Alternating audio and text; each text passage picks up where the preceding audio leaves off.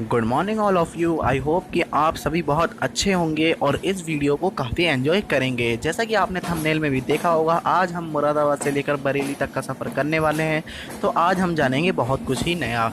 अभी मैं मुरादाबाद से निकल रहा हूं और मैं इस समय ट्रेन में हूं और जो मेरी ट्रेन है वो है 15623 भगत की कोठी से कामाख्या के बीच चलने वाली एक्सप्रेस ट्रेन।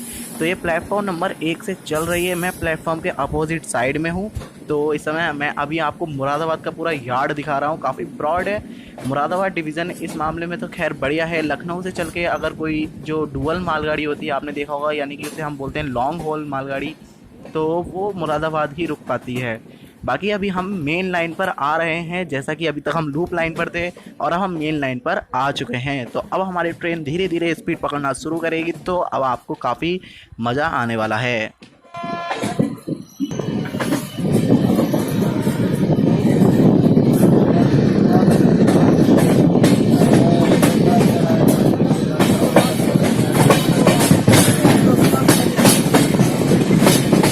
तो जितने समय में अभी ट्रेन हमारे यार्ड को पार कर रही है, तो क्यों ना मैं आपको थोड़ी मुरादाबाद के बारे में भी जानकारी दे दूं। तो इस समय हम मुरादाबाद से पूर्व की दिशा में चल रहे हैं, यानी कि मुरादाबाद से पूर्व की दिशा में जब हम चलते हैं तो मुरादाबाद से दो लाइनें कटती हैं। जो एक हमारी जाती है अलीगढ़ के लिए बाया चंदौसी लूप होकर, और एक जाती है हमारी बरेली होकर डायरेक्ट लखनऊ की तरफ। तो जो बरेली वाला रूट है वो मुरादाबाद का मेन रूट रहता है। तो फिलहाल अभी हमारे सामने से आ रही है 12092 काठगोदाम देहरादून नैनी जनशताब्दी। तो अभी आप फिलहाल इसे एंजॉय कीजिए और आगे मैं बताता हूँ।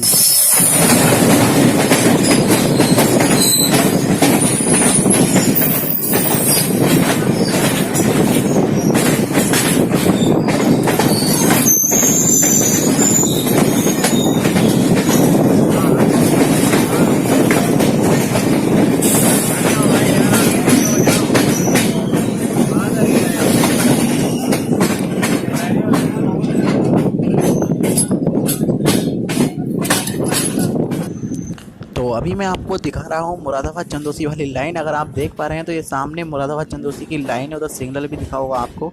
तो इस पर अभी इलेक्ट्रिफिकेशन का काम चल रहा है, अभी अंडर कंस्ट्रक्शन है इलेक्ट्रिफिकेशन। और अभी कुछ समय पहले सीआरएस ने निरीक्षण भी किया था। जो निरीक्षण किया गया था वो सिर्फ इतना था कि काम किस तरीके से चल रहा है और काम कहाँ तक पहुँचा है। अभी बाकी और भी किसी तरीके के कोई ट्रायल नहीं हुए हैं। तो यही अभी चंदौसी वाले रूट की इन्फॉर्मेशन है। तो अभी हम पढ़ रहे हैं मुरादाबाद से कटघर की। और अगर आप मुरादाबाद रहते हैं या मुरादाबाद कभी आए हैं तो आप कटघर को ज़रूर जानते होंगे, क्योंकि जो मुरादाबाद से 3 किलोमीटर दूर कटघर पड़ता है, वहाँ पर ट्रेनों का बड़ा बुरा हाल रहता है जब भी वो मुरादाबाद आने वाली होती हैं। तो इस समय हम बढ़ रहे हैं कटघर की तरफ और एंजॉय करेंगे रामगंगा का ब्रिज, क्योंकि रामगंगा का ब्रिज मुरादाबाद में काफ़ी बढ़िया ब्रिज है। और मुरादाबाद की तरफ से देखा जाए तो ये एकमात्र ब्रिज है जो इतना लंबा है रेलवे की दृष्टि से।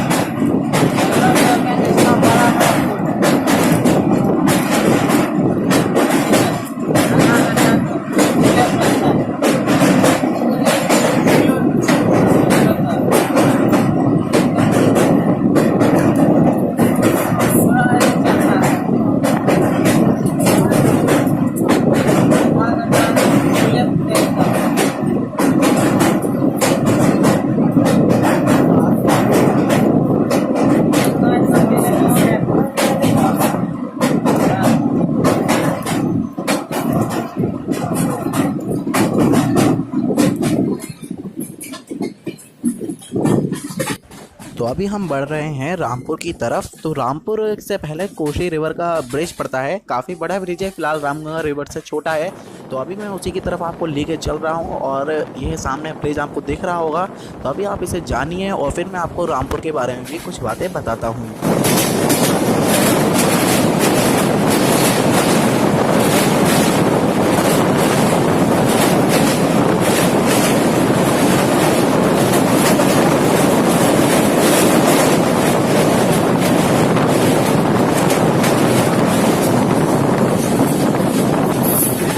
तो जैसे ही कोसी रिवर का ब्रिज पार होता है, ट्रेन की स्पीड कम कर दी गई है। ट्रेन की स्पीड कम करने का कारण बस इतना है कि कुछ समय पहले यहाँ पर राज्य रानी एक्सप्रेस डिरेल हो गई थी, तो उसी वजह से यहाँ पर स्पीड रेस्ट्रिक्शन बना दिया है।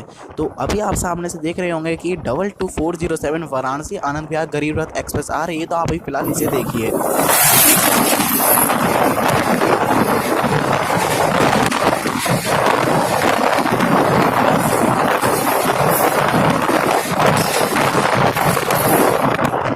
रामपुर की बात करें तो रामपुर एक जंक्शन है जो कि मुरादाबाद और बरेली सेक्शन पर पड़ने वाला एकमात्र जंक्शन है। यहाँ से काठगोदाम के लिए लाइन जाती है, तो ये काठगोदाम का जंक्शन पॉइंट है। तो फिलहाल अभी हम रामपुर की तरफ बढ़ रहे हैं। तो रामपुर में टोटल मिला के 3 प्लेटफॉर्म है और रामपुर को 1894 में बनाया गया था। तो अभी हम आगे की तरफ बढ़ रहे हैं और ये जो इसकी मेन लाइन है, यानी कि जो हमारी मेन लाइन है वो इसके प्लेटफॉर्म नंबर 2 से जाती है। तो प्लेटफॉर्म नंबर 2 जो बना हुआ है वो मेन लाइन पे बना हुआ है, तो इसी वजह से काफ़ी फास्ट स्किप अभी आपको देखने मिलेगा।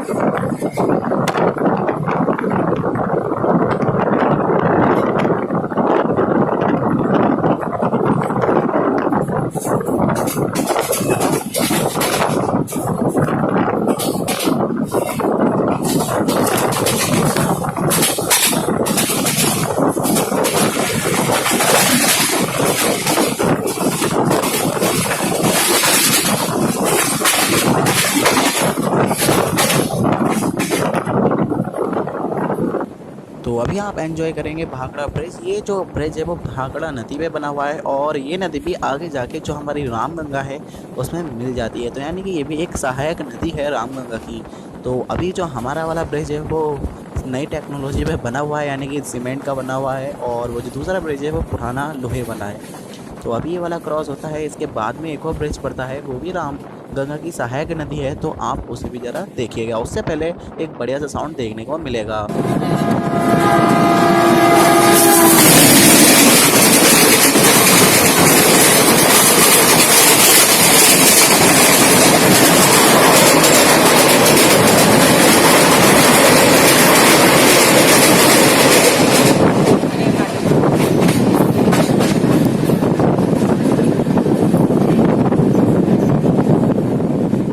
तो अभी आने वाला है बेंगुल ब्रिज। इसके ऊपर बेंगुल ही लिखा हुआ था, यानी कि बेंगुल नदी है कोई, उसके ऊपर बना हुआ है और देख भी रहा होगा आपको। तो ये भी हमारा वाला जो ब्रिज है वो कंक्रीट वाला है और जो दूसरा है वो लोहे का है।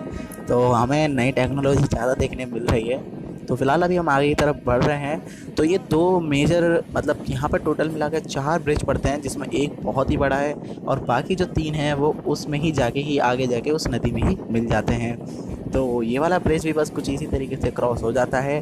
तो आगे हम बढ़ते रहते हैं अपने, और इसी तरीके से हमारा पूरा सफ़र कट जाता है। और अब जो हमारा नेक्स्ट स्टॉप होने वाला है वो बरेली ही होने वाला है। तो अब हम बरेली की तरफ बढ़ते हैं।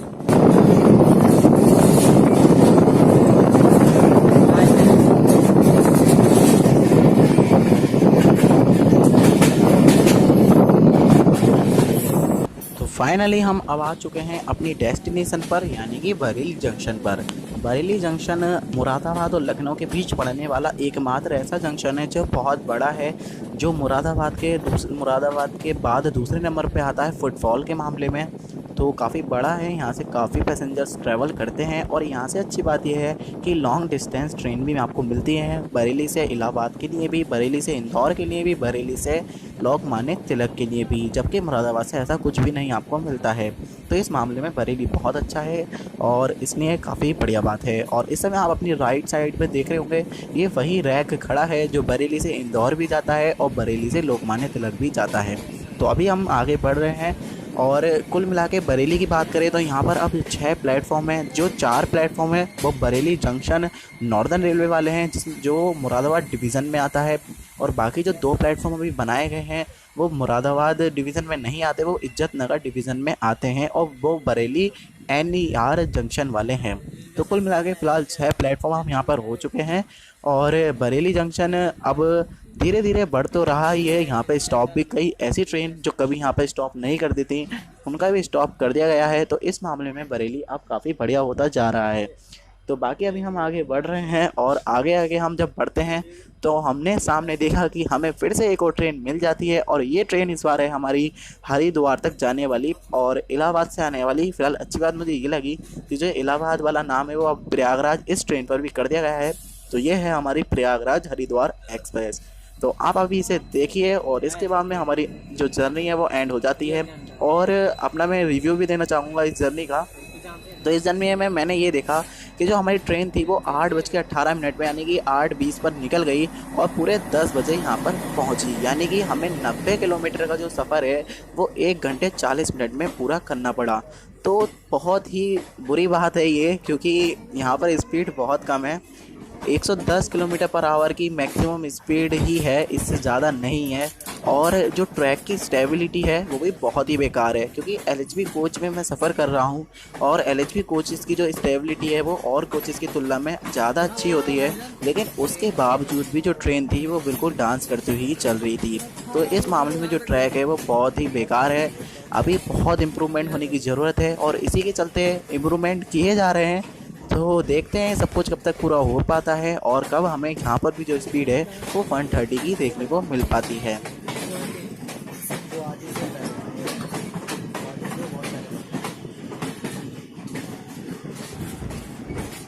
तो बस दोस्तों आज की वीडियो में इतना ही। आशा करता हूँ आपको ये जर्नी पसंद आई होगी। अगर आपको ये वीडियो पसंद आई है और मेरे द्वारा दी गई जानकारी भी पसंद आई है और अगर आपको ऐसे ही तरीके के व्लॉग चाहिए तो मुझे कमेंट में ज़रूर बताना। और मैं जल्द ही मुरादाबाद चंदौसी इलेक्ट्रिफिकेशन भी लाने वाला हूँ, क्योंकि काफ़ी लोग बोल रहे हैं कि हमें यहाँ की जो इलेक्ट्रिफिकेशन डिटेल है वो चाहिए।